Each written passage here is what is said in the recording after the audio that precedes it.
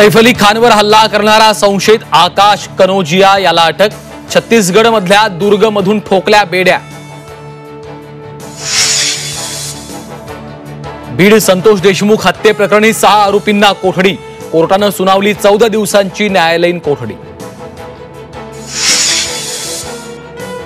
वाल्मिकला 2 bodyguard कसे, त्यांना धनंजय मुंडेंचा आशीर्वाद। मुंडेंचा राजीनामा घ्या, संदीप क्षीरसागर यांची मागणी।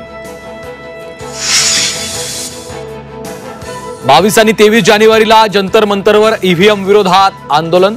मतपत्रिकेवर मतदान घेण्याच्या अटीवर आमदार उत्तम जानकर राजीनामा देणार।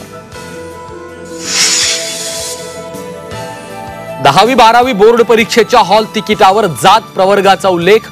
राज्य शिक्षण मंडळाच्या निर्णयामुळे नव्या वादाला तोंड।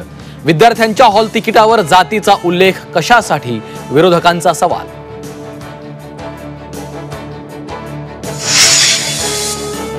आणि टक्कल असलेल्यांना केस येणार। टकलावर औषध सापडल्याचा कोल्हापुरातील सलमान सेफी यांचा दावा।